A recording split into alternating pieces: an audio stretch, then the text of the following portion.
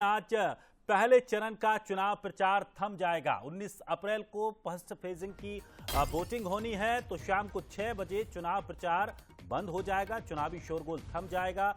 सीधी, शहडोल, जबलपुर, मंडला, बालाघाट में मतदान होना है। छिंदवाड़ा में भी मतदान होगा। इन 6 सीटों पर अब आज से देर शाम 6 बजे से चुनावी शोरगुल थम जाएगा। प्रचार प्रसार का आज आखिरी समय है, शाम 6 बजे तक। और जो पार्टियां हैं, दोनों दल हैं, महत्वपूर्ण दल, वो अपना पूरा जोर लगाएंगे। तो छिंदवाड़ा से लेकर 6 सीटें महत्वपूर्ण हैं। छिंदवाड़ा काफी महत्वपूर्ण सीट हो जाती है।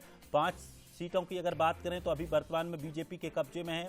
1 सीट पर कांग्रेस का प्रत्याशी विनर है। तो अब देखना ये होगा कि क्या बीजेपी इन 6 सीटों पर कब्जा कर पाएगी या फिर कांग्रेस इनमें से कुछ और अपनी सीटों को बढ़त बना पाती है या अपनी मूल सीट को भी बचा पाएगी। देखिए, 19 अप्रैल को 6 सीटों पर मतदान होगा। सीधी, शहडोल, जबलपुर, मंडला, बालाघाट, छिंदवाड़ा, ये महत्वपूर्ण सीटें हैं। पहले चरण का चुनाव होना है। पहले चरण के उम्मीदवारों की भी तस्वीर देख लीजिए, आपको वो भी बता देते हैं कि किस किस के बीच मुकाबला है। मंडला में फग्गन सिंह कुलस्ते और ओमकार सिंह मरकाम के बीच यहां मुकाबला है। इसके अलावा बात करें सीधी सीट, राजेश मिश्रा बीजेपी की तरफ से कैंडिडेट हैं, तो कमलेश्वर पटेल कांग्रेस की तरफ से यहां मैदान में है। इसके अलावा छिंदवाड़ा सबसे hot seat, Bunty Sahu BJP प्रत्याशी हैं, नकुल नाथ कांग्रेस की तरफ से यहां मैदान में है। बात करें शहडोल की, हिमाद्री सिंह बीजेपी की तरफ से मैदान में, तो पुंदेलाल मार्को को कांग्रेस ने प्रत्याशी बनाया है। जबलपुर में आशीष दुबे बीजेपी की तरफ से ताल ठोक रहे हैं, तो दिनेश यादव कांग्रेस की तरफ से मैदान में हैं। तो बालाघाट में भारती पारधी और सम्राट सारस्वार के बीच मुकाबला होने जा रहा है। तो देखिए, अब आज का जो समय है वो महत्वपूर्ण है। आज शाम 6 बजे से चुनावी शोरगुल थम जाएगा। पहले चरण का चुनाव प्रचार थमेगा। 19 अप्रैल को पहले चरण की वोटिंग होनी है और आज के बाद देर शाम 6 बजे के बाद से जो प्रत्याशी हैं वो डोर टू डोर कैंपेन कर सकेंगे। जिस तरह से जो चुनाव आयोग के निर्देश हैं उसके हिसाब से अब आगे का जो प्रचार प्रसार का तरीका रहेगा वो रहेगा। तो देखिए, पहले चरण में ये 6 सीटें हैं। 19 अप्रैल को वोटिंग होनी है। और अगर बात जबलपुर की करें तो कुल वोटर 18,83,000 वोटर्स हैं जबलपुर में। इनमें अगर बात करें 9,57,000 पुरुष मतदाता हैं, 9,26,000 महिला मतदाता हैं। तो लगभग बराबर का यहाँ महिला और पुरुष वोटर देखने को मिल रहा है। देखिए, जबलपुर लोकसभा सीट 2024 की अगर बात करें, आशीष दुबे बीजेपी की तरफ से हैं, 52 साल के हैं, पोस्ट ग्रेजुएट हैं। और अगर बात करें प्रॉपर्टी की तो 35 करोड़ की संपत्ति इनके पास है। दूसरी तरफ दिनेश यादव जो कि कांग्रेस के प्रत्याशी हैं, 59 साल इनकी उम्र है। अगर पढ़ाई लिखाई की इनकी बात करें तो एजुकेशन की बात करें तो LLB एजुकेटेड है। प्रॉपर्टी इनकी 5 करोड़ है। तो ये जबलपुर के प्रत्याशी हैं। जबलपुर के आपको मतदाता भी हमने बताए कितने मतदाता हैं और वो प्रत्याशी की जो चुनावी मैदान में है वो कौन कौन है। जबलपुर लोकसभा सीट पे अगर पिछले 3 लोकसभा चुनाव की बात करें, नतीजों की बात करें, तो राकेश सिंह यहां से सांसद बने हैं 2019 में, 2014 में, 2009 में। लगातार 3 बार इस सीट से विजयी रहे हैं। और राकेश सिंह चूंकि अब इस बार विधानसभा चुनाव लड़कर कैबिनेट में मंत्री बन गए हैं, तो अब उनकी जगह पर आशीष दुबे को यहां बीजेपी ने मैदान में उतारा है। तो यानी कि कहा जाए तो लंबे समय से इस सीट पर बीजेपी का कब्जा रहा है, लेकिन कांग्रेस यहां क्या चमत्कार कर पाएगी, देखना दिलचस्प होगा।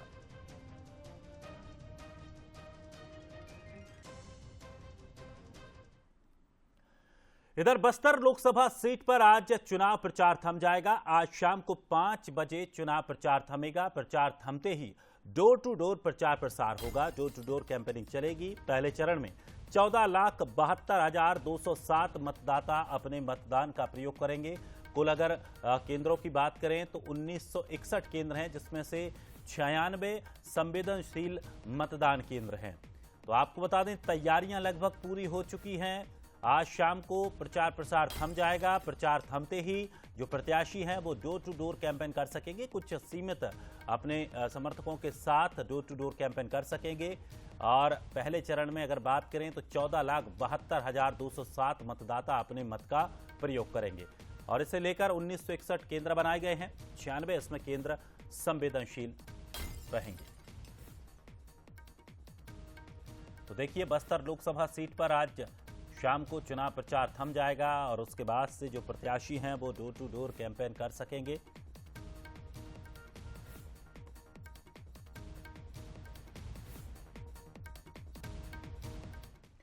और चलिए इधर छिंदवाड़ा से एक अपडेट आपको बता दें। कमलनाथ के गढ़ में अमित शाह पहुंचे, जहां अमित शाह ने छिंदवाड़ा में देर रात विश्राम भी किया और देर रात तक मैराथन बैठकें भी की। पहले चरण की 6 सीटों पर अमित शाह ने चर्चा की है। बड़े नेताओं से बंद कमरे में 1 घंटे तक बातचीत की गई। मुख्यमंत्री डॉक्टर मोहन यादव, प्रदेश अध्यक्ष बीडी शर्मा मौजूद रहे, प्रभारी डॉक्टर महेंद्र सिंह, क्लस्टर प्रभारी कैलाश विजयवर्गीय और राज्यसभा सांसद कविता पाटीदार भी इस दौरान मौजूद रहीं। तो आपको बता दें कि अब अमित शाह थोड़ी ही देर में ऊंट खाना के राम मंदिर में जाएंगे, दर्शन करेंगे। 400 साल पुराने राम मंदिर में पूजा अर्चना करते हुए भी नजर आएंगे। लेकिन कल देर शाम एक बड़ा रोड शो भी निकाला गया। बीजेपी ने अपना शक्ति प्रदर्शन किया, लेकिन उसके बाद अमित शाह ने छिंदवाड़ा में ही रात्रि विश्राम किया। लेकिन विश्राम करने के साथ साथ तमाम जो वहां पर मौजूद पूरी कार्यकारिणी जो मौजूद रही उससे चर्चा की। बैठकों का दौर चला, देर रात तक मैराथन बैठकें चली, जिसमें रणनीति तैयार की गई। पहले चरण की 6 सीटों पर चर्चा की गई। तो देखिए, शाह की रणनीति के मायने भी जरा समझना होगा। दरअसल कांग्रेस पर मनोवैज्ञानिक दबाव बढ़ाने की कवायद के तौर पर भी इस दौरे को, इस बैठक को, रात्रि विश्राम को देखा जा रहा है। बीजेपी के कार्यकर्ताओं को भी मनोबल को बढ़ाना है, क्योंकि वही एक महत्वपूर्ण है। खासकर बूथ मैनेजमेंट के लिहाज से ये काफी अहम हो जाता है। तो छिंदवाड़ा की अहमियत का संदेश देना भी इस दौरे का उद्देश्य है। विधानसभा चुनाव में राजनीति का फायदा बीजेपी को मिलता रहा है, तो वही फॉर्मूला अब लोकसभा में भी यहां खासकर छिंदवाड़ा में बीजेपी ने अपनाया है।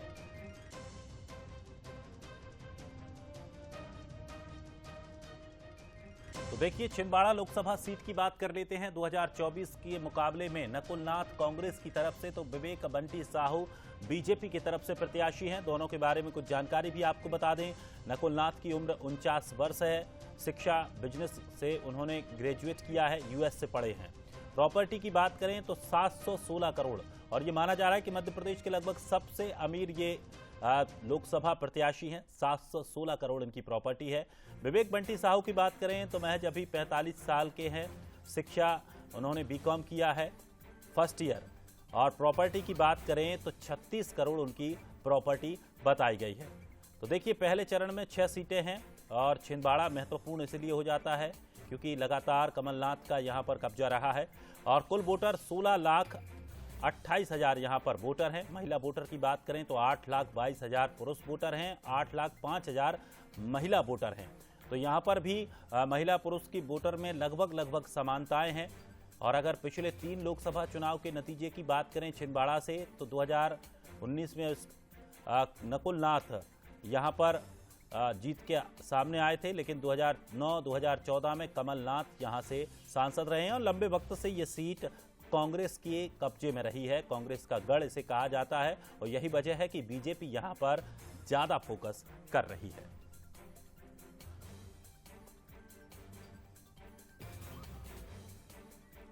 तो देखिए, नाथ के गढ़ में अमित शाह पहुंचे हैं। अमित शाह ने देर रात्रि विश्राम किया। देर रात को ये देखिए एक रैली भी निकाली गई। मुख्यमंत्री डॉक्टर मोहन यादव, प्रदेश अध्यक्ष बीडी शर्मा और जो प्रत्याशी हैं विवेक बंटी साहू, वो भी इस रथ पर मौजूद रहे। तो केंद्रीय गृह मंत्री अमित शाह की शानदार ये रैली निकाली गई। लेकिन उसके बाद रात्रि विश्राम महत्वपूर्ण रहा। देर रात तक बैठकों का दौर भी चलता रहा, मैराथन बैठकें चली, रणनीतियां तैयार की गईं और आज सुबह अब वो मंदिर पहुंचेंगे। राम मंदिर पहुंचकर भगवान राम के दर्शन करेंगे और उसके बाद फिर वो वापस दिल्ली के लिए रवाना होंगे। तो अमित शाह का छत्तीसगढ़ में जो दौरा रहा और उन्होंने जो नाइट स्टे किया, उसके तमाम अब समीकरण भी निकाले जा रहे हैं और उसके मायने भी निकाले जा रहे हैं।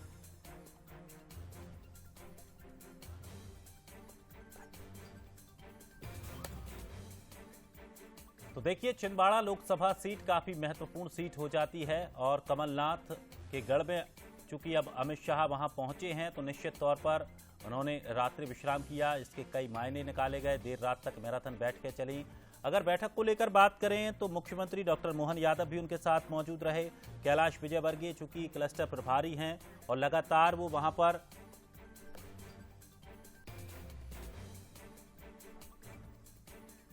और चलिए अधिक जानकारी के लिए हमारे सहयोगी अमित हमारे साथ जुड़ गए हैं। अमित, छिंदवाड़ा की अगर बात करें तो बीजेपी का पूरा फोकस खासकर छिंदवाड़ा पे है, लेकिन अमित शाह का दौरा काफी महत्वपूर्ण हो जाता है। देर शाम उन्होंने रोड शो किया, रात्रि विश्राम किया और रात्रि विश्राम के साथ तमाम देर रात तक बैठकों का दौर भी चलता रहा।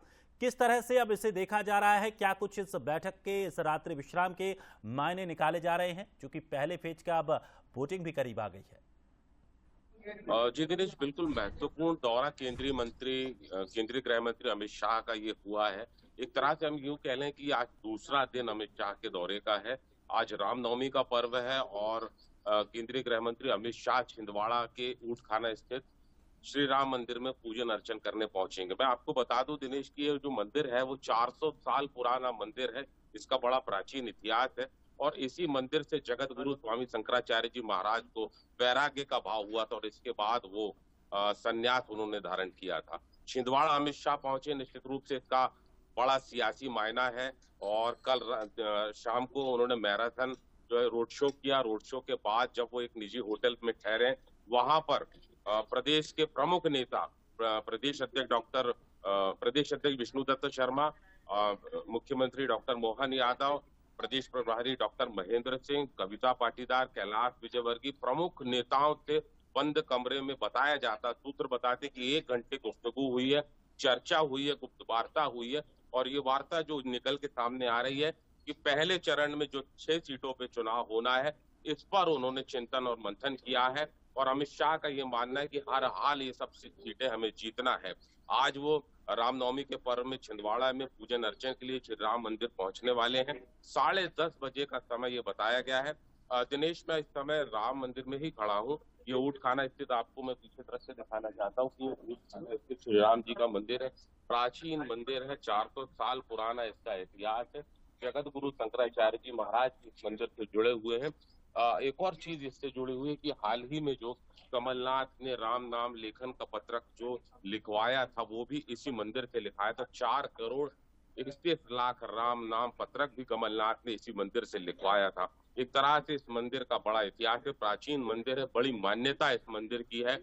श्रद्धालु भक्तगण बड़ी संख्या में निश्चित तौर पर अमित, इसके भी काफी मायने हैं और आज चूंकि रामनवमी भी है तो अब अमित शाह दर्शन करने के लिए वहां पर कुछ ही देर में पहुंचेंगे। लेकिन हमारे साथ न्यूज हेड शरद द्विवेदी जी भी जुड़ गए हैं। शरद जी, शाह की रात नीति को लेकर तमाम चर्चाएं चल रही हैं और ये माना जा रहा है कि निश्चित तौर पर अमित शाह ने जिस तरह से छिंदवाड़ा में जो रात रुककर तमाम लगातार बैठकें की हैं, उन बैठकों के कई मायने भी निकाले जा रहे हैं। अब किस तरह से इस रणनीति को समझा जाए? बात यह है कि छिंदवाड़ा इतना महत्वपूर्ण है भारतीय जनता पार्टी के लिए कि खुद अमित शाह वहां हैं और रात्रि विश्राम है, रणनीति है, मुख्यमंत्री सहित तमाम नेताओं के साथ बंद कमरे में बैठक है, 1 घंटे से ज्यादा बातचीत हुई है, यानी तय हुआ है, कुछ तय हुआ है। और ये तय यही हुआ है कि किसी भी कीमत पर, किसी भी स्थिति में छिंदवाड़ा में इस बार भारतीय जनता पार्टी का परचम फहराना चाहिए।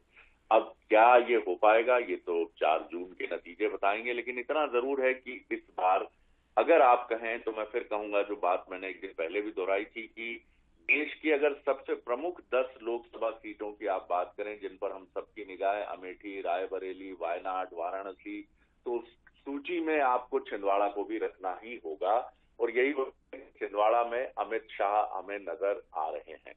निश्चित तौर पर बहुत कड़ी टक्कर है वहां, यही वजह है कि अमित शाह जी वहां आए हैं। कमलनाथ ने अपने रिसोर्सेज से 45 साल का उनका संबंध है, उन्होंने बहुत जबरदस्त टक्कर दी है। लेकिन वहां 2 चुनावी राजनीति के माहिर रणनीतिकारों की टक्कर है। एक का नाम है कमलनाथ और दूसरे का नाम है भारतीय राजनीति के चाणक्य अमित शाह। तो देखना होगा कि क्या नतीजा होगा। रोड शो काफी अच्छा रहा है, काफी भीड़ रही है। छिंदवाड़ा में लोग इस बार ये मान रहे हैं कि हमें बीजेपी के साथ जाने का फायदा ये मिल सकता है कि जो गति वहां विकास की कमलनाथ जी के समय रही है, वही गति बनी रहेगी बीजेपी के समय। यही वो परसेप्शन है जो कमलनाथ जी को चिंतित कर रहा है। वहां एक अलग किस्म की एंटी इनकम बनती है, जो नाराजगी नहीं है कमलनाथ जी को लेकर, लेकिन लोग ये मान रहे हैं कि अब शायद कमलनाथ जी उतनी शक्ति नहीं रखते हैं जितनी पहले रखते थे। इसलिए हमें मजबूरी में ही सही, लेकिन हमें अब विकल्प पर विचार करना होगा। लेकिन क्या वाकई ऐसा सोच रही छिंदवाड़ा की जनता? मैं फिर कहूंगा 4 जून के नतीजे बताएंगे। लेकिन बहुत दिलचस्प, बहुत दिलचस्प, बहुत दिलचस्प। जी दिनेश। चलिए, शुक्रिया शरद जी। तो निश्चित तौर पर बड़ा महत्वपूर्ण हो जाता है छिंदवाड़ा का ये रण, लेकिन किसे यहां से जीत मिलने वाली है ये तो नतीजे ही तय करेंगे। लेकिन गृह मंत्री अमित शाह चूंकि छिंदवाड़ा पहुंचे और उसके बाद उन्होंने एक सोशल मीडिया प्लेटफॉर्म एक्स पर एक पोस्ट किया है, जिसमें उन्होंने लिखा है कि छिंदवाड़ा की जनता का आभार है, स्नेह और समर्थन के लिए छिंदवाड़ा की जनता का आभार। तो निश्चित तौर पर ये देखिए, इस अपार स्नेह और समर्थन के लिए छिंदवाड़ा की जनता का हृदय से आभार। और उन्होंने जो रोड शो किया था, उस रोड शो के दौरान जो तमाम लोग वहां पर मौजूद थे, तमाम जो भीड़ मौजूद थी, उसके कुछ फोटोज भी इसी ट्वीट के साथ शेयर किए हैं।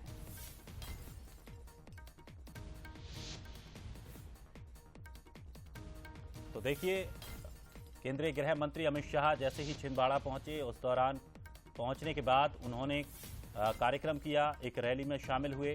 भव्य रैली रोड शो निकाला गया और इस रोड शो के दौरान की जो तमाम तस्वीरें थीं और जो अपार जनसमूह वहां पर उमड़ पड़ा, उसको लेकर अब केंद्रीय गृह मंत्री अमित शाह ने स्नेह और समर्थन के लिए छिंदवाड़ा की जनता का हृदय से आभार जताते हुए ये सोशल मीडिया प्लेटफॉर्म एक्स पर एक ट्वीट किया है।